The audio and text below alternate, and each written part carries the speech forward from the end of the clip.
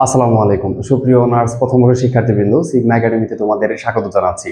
সুপ্রিয় শিক্ষার্থী, আমরা আজকে আলোচনা করব তোমাদের অ্যানালাইটিক্যাল ভেক্টর জিওমেট্রি সাবজেক্টের চ্যাপ্টার 1 এক্সাম্পল 12, যেখানে বলা আছে মূল বিন্দুকে স্থানান্তর না করে অক্ষদ্বয়কে 45 ডিগ্রি কোণে আবর্তন করে x square plus minus 2xy plus y square plus 2x minus 4y plus 3 = 0 সমীকরণকে রূপান্তর করো। অর্থাৎ আমাদের এখানে প্রথম অধ্যায়ের ক্ষেত্রে আলোচনার বিষয়বস্তু হচ্ছে যে অক্ষদ্বয়কে স্থানান্তর না করে মূল বিন্দুকে স্থানান্তর করব। 2 নম্বর কেস হইতে পারে যে অক্ষদ্বয়কে স্থানান্তর করব কিন্তু মূল বিন্দুকে স্থির রাখবো। 3 নম্বর কেস হইতে পারে যে অক্ষদ্বয় এবং মূল বিন্দু দুটোকে আমরা কি করব, একসাথে স্থানান্তর করব। এই তিনটি ক্ষেত্র নিয়ে চ্যাপ্টার 1 এ আলোচনা করা আছে। সুপ্রিয় শিক্ষার্থী, তোমাদেরকে আমি বলে রাখছি যে যদি অক্ষদ্বয়কে মূল বিন্দুকে স্থানান্তর না করে অক্ষদ্বয়কে স্থানান্তর করে, এই ক্ষেত্রে স্থানাঙ্ক x এবং y এর পরিবর্তে অর্থাৎ পরিবর্তিত রূপান্তরিত সমীকরণে x এবং y এর পরিবর্তে আমরা x এর পরিবর্তে লিখব হচ্ছে x cos θ minus y sin θ এবং y এর পরিবর্তে লিখব আমরা হচ্ছে x sin θ plus y cos θ। এটা হচ্ছে কখন, যখন আমরা মূল বিন্দুকে স্থির রাখবো কিন্তু অক্ষদ্বয়কে স্থানান্তর করব, অর্থাৎ অক্ষকে কি করব, অক্ষকে স্থানান্তরিত করব, স্থানান্তরিত করব। এটা হচ্ছে একটা কেস। কেস নাম্বার 2 তে ক্ষেত্রে যদি আমাদের কি করতে হয় যে মূল অক্ষদ্বয়কে স্থির রাখবো কিন্তু মূল বিন্দুকে স্থানান্তর করব। মূল বিন্দুকে কি বিন্দুতে স্থানান্তর করব, আলফা এবং বিটা বিন্দুতে যদি আমরা স্থানান্তর করি, কি বিন্দুতে, আলফা এবং বিটা বিন্দুতে যদি স্থানান্তর করি, এই ক্ষেত্রে x এর এবং y এই দুটি স্থানাঙ্কের পরিবর্তে আমরা x এর পরিবর্তে লিখব হচ্ছে x প্লাস আলফা এবং y এর পরিবর্তে লিখব হচ্ছে y প্লাস বিটা।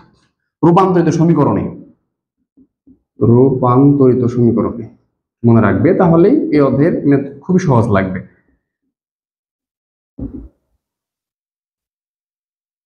রূপান্তরিত সমীকরণে, ওকে।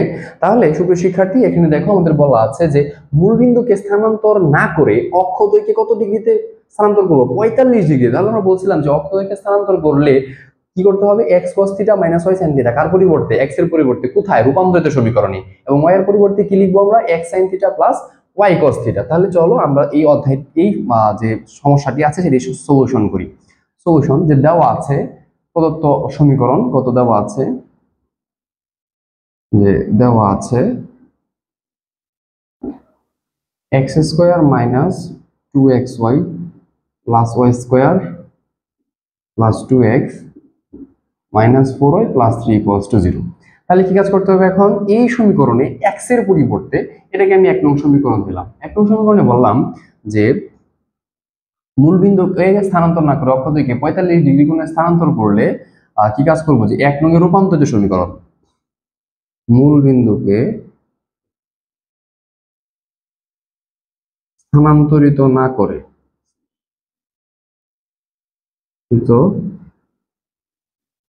করে অক্ষদ্বয়কে কত ডিগ্রিতে, 45 ডিগ্রি কোণে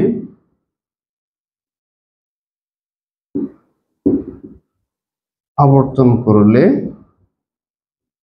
1 নং এর রূপান্তরিত সমীকরণ, 1 নং এর রূপান্তরিত সমীকরণ কি আসবে, আমরা x এর পরিবর্তে কি বসাবো, x cos θ।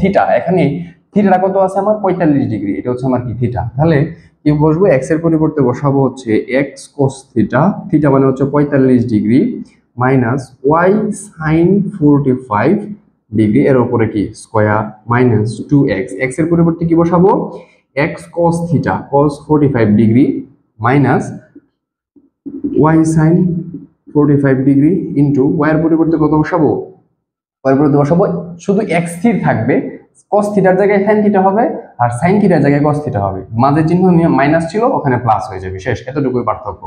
কি আসবে, x sin থিটা, sin কত ডিগ্রি, 45 ডিগ্রি, ওকে। আমি এই জায়গাটা একটু মুছে দিচ্ছি। আচ্ছা, কি হবে, প্লাস y cos 45 ডিগ্রি, এটা হচ্ছে কত, 2xy plus y square, y এর পরিবর্তে কত কি বসাবো, x sin 45 degree plus y cos 45 degree, এর উপরে কি স্কয়ার। আচ্ছা, তারপরে কি লিখবো আমরা, প্লাস 2 ইনটু x এর পরিবর্তে লিখবো x sin 45 ডিগ্রি, x এর পরিবর্তে শুধু x cos 45 ডিগ্রি হবে, x cos 45 degree minus y sine 45 degree. Okay, 2x minus 4 into y, y এর পরিবর্তে কি বসাবো? এই যে x sine theta plus y cos theta, x sine 45 degree plus y cos 45 degree. Okay, plus 3 equals to 0। আচ্ছা, এবার মান আমরা নির্ণয় করব। আমরা জানি cos 45 ডিগ্রি এবং sin 45 ডিগ্রি উভয়ের মানই হচ্ছে কত? 1/√2।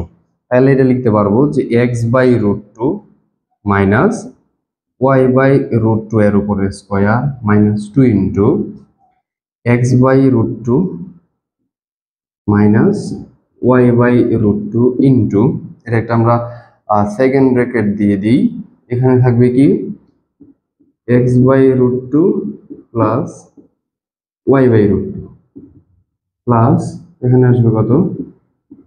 x/√2 প্লাস y/√2 এর উপরে স্কয়ার, আচ্ছা, প্লাস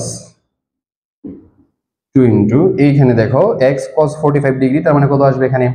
√2, মানে x/√2। আচ্ছা, x/√2 মাইনাস y/√2,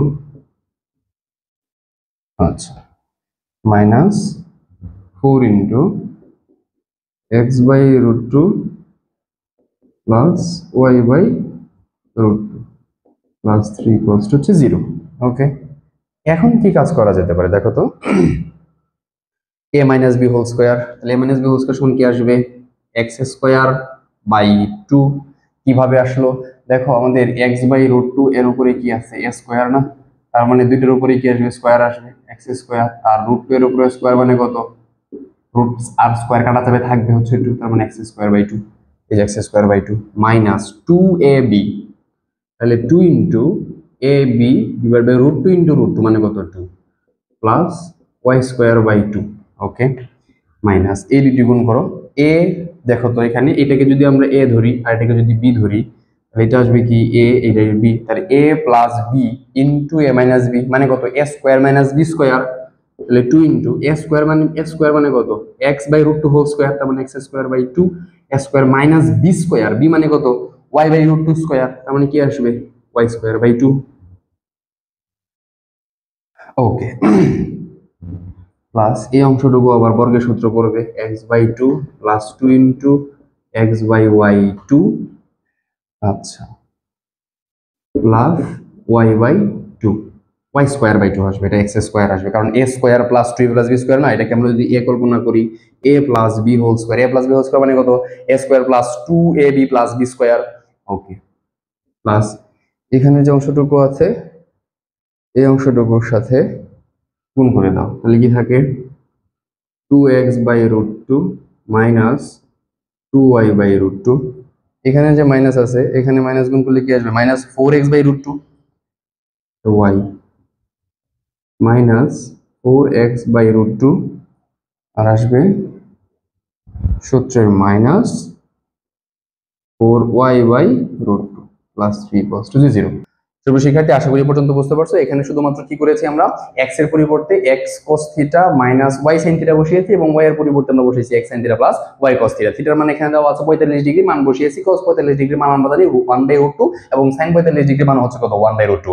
বসিয়ে এই ক্ষেত্রে শুধুমাত্র a মাইনাস b হোল স্কয়ারের সূত্র ব্যবহার করেছি, আর a plus b into a minus b মানে a square minus b square. এখানে a plus b whole square সূত্র প্রয়োগ করেছি, আর এখানে সরাসরি 2 দিয়ে গুণ করেছি এবং 4 দিয়ে এখানে কি করলাম? গুণ করলাম। তাহলে উপরের অংশটুকু আমি একটু মুছে দিচ্ছি এখানে ম্যাথগুলো সমাধান করার জন্য। x²/2, এই যে 2 আর এই 2 কাটা যাবে, থাকবে কত আমার? মাইনাসের xy প্লাস y²/2। এখানে দেখো মাইনাসের 2 আর এই 2 কাটা যাবে, গুণ করলে থাকবে কি আমার? মাইনাসের x², আর এই মাইনাসে মাইনাসে কি হয়ে যাবে? প্লাস হয়ে যাবে। 2 আর এই 2 কাটা যাবে, থাকবে কত আমার? Plus y²। আচ্ছা, এখানে কত থাকবে? প্লাস x²/2, এই 2 আর এই 2 কাটা, থাকবে হচ্ছে প্লাসের xy প্লাস হচ্ছে y²/2। আচ্ছা, এখন এখানে দেখো তো 2 কত আছে? √2 আছে না? তাহলে এই 2 কে কি লেখা যায়? √2 ইন্টু √2 লেখা যায় না? কারণ √2 ইন্টু √2 গুণ করলে কি আসে? 2 আসে। তাহলে এই 2 এর পরিবর্তে আমরা কি লিখতে পারবো? √2 ইন্টু √2, পরে এই যে দেখো নিচের একটা √2 আছে না, তাহলে এই √2 একটু কাটা যাবে, থাকবে কত? √2x। এই অংশটুকুকে আমরা কি লিখতে পারবো? Plus √2 into x, √2 into x। বুঝতে পারছো? এই যে 2 যেটা আছে এইটুকে কি লেখা যায়, √2 ইন্টু √2 লেখা যায় না? তাহলে নিচে কত আছে, একটা √2 আছে, তাহলে এই √2 আর এই √2 কি যাবে, কাটা যাবে, থাকবে কি আমার √2x। ওকে, মাইনাস এই অংশটুকুকেও সেম ভাবে লেখা যাবে যে 2y ডিভাইডেড বাই কি আছে, √2 আছে, তাহলে 2 কে কি লেখা যায়, √2 ইন্টু √2 ডিভাইডেড বাই হচ্ছে √2 ইন্টু y, তার মানে √2 √2 কাটা যায়, থাকে হচ্ছে √2y মাইনাস √2y।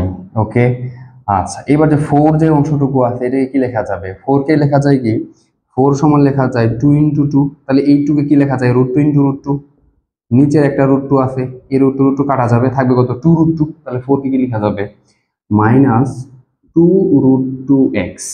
ওকে, এই অংশটুকু গেল। আবার এই যে মাইনাসের 4 যেটা অংশটুকু আছে এটাকে কি লেখা যাবে, 2 √2y প্লাস 3 ইকুয়ালস টু হচ্ছে 0। ওকে, এইবার ক্যালকুলেশন করে দেখো, এখানে কটা x²/2 আছে, একটা, এখানে একটা, দুইটা, লসাগু যদি নাও কি থাকবে 2, আর উপরে হয়ে যায় শুধুমাত্র x² থাকবে, এই y² আর এখানের y² থাকবে কত, প্লাসের y²। এই যে দেখো মাইনাসের x² আর প্লাসের y², প্লাসের y²। আচ্ছা, তার মানে এই অংশটুকু আমার শেষ, এই অংশটুকু আমার শেষ হয়ে গেল। এইবার দেখো এখানে আছে কত xy, প্লাসের xy আর এই মাইনাসের xy, এটা কাটা যাবে। আচ্ছা, তারপরে থাকবে কি আমার y²/2 অংশটুকু কাটা গেছে। এখানে দেখো একটা √2x প্লাসের, এখানে আছে মাইনাসের দুইটা √2x, থাকে কয়টা, মাইনাসের √2x থাকে, এখানে আছে মাইনাসের 2 √2y, এখানে আছে মাইনাসের একটা, তার মানে কি আসবে, -3 √2y প্লাস 3 ইকুয়ালস টু হচ্ছে 0। আচ্ছা এইবার দেখো তো এখানে এটা কাটা যায়, থাকে কত, 2y² minus √2 minus √2 into x minus 3 √2y plus 3 equals two হচ্ছে 0। এটি নির্ণয়ের সমাধান। যেহেতু তোমাদের বইয়ের মধ্যে দেওয়া আছে যে 4y² minus 2 √x minus 6 2 √y plus 6 equals to 0, এখানে যা শুধুমাত্র প্রদত্ত যে সমীকরণ দেওয়া, আমার যে সমীকরণের সমাধান এসেছে তার সাথে এটি শুধু ডিফারেন্স হলো, তোমাদের বইয়ে যে সমাধান দেওয়া আছে সেইখানে শুধুমাত্র 2 গুণ আকারে দেওয়া আছে, অর্থাৎ আমি যদি 4y² অর্থাৎ তোমাদের বইয়ে যে সমাধান দেওয়া আছে সেখান থেকে 2 কমন নিই, তাহলেই কিন্তু আমি যে সমাধানটি করেছি তার সম্পূর্ণরূপে চলে আসে, অর্থাৎ 2y² minus √2x minus 3 √2y plus 3 equals to 0। অর্থাৎ বইয়ের যে উত্তর দেওয়া আছে সেই উত্তরের সাথে আমি যে সমাধান করেছি সেই উত্তরের কোনো পার্থক্য নেই, বিচলিত হওয়ার কিছু নেই। আমি যখন এই ভিডিওটি রেকর্ড করছিলাম তখন আমার যে মাইক্রোফোন আছে সেটির চার্জ শেষ হয়ে যাওয়ায় সেটি মিউট হয়ে যায়। ঠিক আছে, তো আজকের ক্লাস এই পর্যন্তই। তোমাদেরকে বাড়ির কাজ দেওয়া থাকবে একদম হুবহু সেম প্রসিডিউর মেনটেন করে, এক্সাম্পল যে 8 দেওয়া আছে সেটি তোমরা সমাধান করবে। আশা করি তোমরা এই ম্যাথটি তোমরা বুঝতে পেরেছো। এক্সাম্পল 12, এরপরেও যদি এক্সাম্পল 12 নিয়ে কোনো জায়গায় সমস্যা থাকে অবশ্যই আমাদের সিগমা একাডেমির সাথে যোগাযোগ করবে, কিংবা ভিডিওর যে কমেন্ট আছে সেই কমেন্ট বক্সে জানাবে, আমরা সমাধান করার চেষ্টা করব ইনশাআল্লাহ। ঠিক আছে, সে পর্যন্ত সবাই ভালো থেকো, সুস্থ থেকো, আল্লাহ হাফেজ।